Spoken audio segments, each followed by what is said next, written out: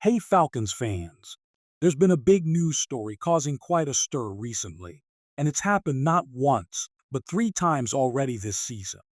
I'll give you all the details, but before we dive in, be sure to hit that like button and subscribe so you don't miss any updates on the Atlanta Falcons. We've got breaking news today that you won't want to miss, so stay with me until the end. Let's talk about the Falcons practice squad, which has become a hot target for NFL teams. In just 10 days, the Falcons have lost 3 players from their practice squad. The most recent is tight end John Fitzpatrick, who is heading to the Green Bay Packers. Yes, you heard right, another player poached. Fitzpatrick's move to the Packers marks the 3rd time a Falcons player has been taken this month. Previously, rookie defensive tackle Zion Logue joined the Buffalo Bills on October 1st, and just a few days ago, offensive lineman Andrew Stuber was signed by the Cincinnati Bengals on October 7th. Many of you probably remember John Fitzpatrick from his time at the University of Georgia, where he played from 2018 to 2021, before joining the Falcons in 2022 as a 6th-round draft pick. He had a rough rookie season due to injuries but returned this year. Fitzpatrick even made the Falcon active roster last season, playing in 9 games. His lone reception for 12 yards against the New Orleans Saints may have been his last regular season highlight for his hometown team, at least for now. Standing at 6'4" and weighing 245 pounds, Fitzpatrick isn't just a receiving threat. He's known for his blocking ability and contributions on special teams. Last season, he recorded 3 tackles in punt and kick coverage, something the Packers will likely look to capitalize on. As for the Falcons, we still have a solid group of tight ends. Kyle Pitts, Charlie Warner, and Ross Dwelly remain on the active roster. And let's not forget our recent addition to the practice squad, Armani Rogers, a former college quarterback signed earlier this week. The Falcons certainly have no shortage of talent at the position, but losing Fitzpatrick hurts, especially with the recent incursions on our practice squad. Looking ahead, the Falcons are set to take on the Carolina Panthers this Sunday at 4:25 p.m.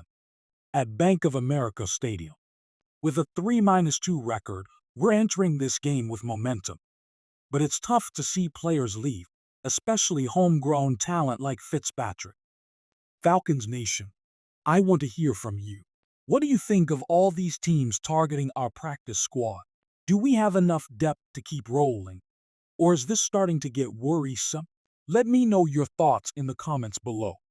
Now, for the big question. Can the Falcons get their running game going again? We all know the Falcons' running attack started strong, but has been struggling lately. After rushing at least 20 times in the first 3 games, our guys have only managed 15 and 18 rushing attempts in the last 2 games. We haven't topped 100 yards rushing since week 2, the only time this season, and have only found the end zone on the ground once this year. With a backfield featuring Robinson, this is not what we expected coming into the season. Everyone thought this duo would be unstoppable, but it seems the running game has serious leaks. So what's going on? Is it injuries on the offensive line, mismanagement of our running backs, or maybe the emergence of Kirk Cousins as a bigger offensive weapon, forcing our coaches to adjust their focus? Let's talk about the offensive line for a minute. The drop in rushing attempts isn't coincidental. It's directly tied to injuries we've had up front. We lost Drew Dalman and Caleb McGarry, 2 key players in our blocking scheme. Ryan Newsel stepped in, and while he's held his own by allowing no sacks and just a handful of pressures, his struggles are most apparent in the run game, where he's had difficulty connecting with his blocks. He even had a costly holding penalty last week that negated a good run by Algier. McGarry returned for the Tampa Bay game, but still doesn't seem to be 100% fit. It's understandable that Zach Taylor might be cautious about putting too much pressure on an injured line, but sticking with the outside zone scheme is creating its own set of problems. For a zone blocking scheme to work effectively, you need continuity. The linemen need to be in sync. With Nuzul filling in, our left and right guards have to adjust to his movement, causing a ripple effect every time we rotate someone onto the line, disrupting the running game's rhythm. That's why I think we need to mix things up with some gap scheme concepts. Gap schemes allow linemen to use natural blocking angles and focus on specific assignments rather than relying on synchronization required for zone blocking.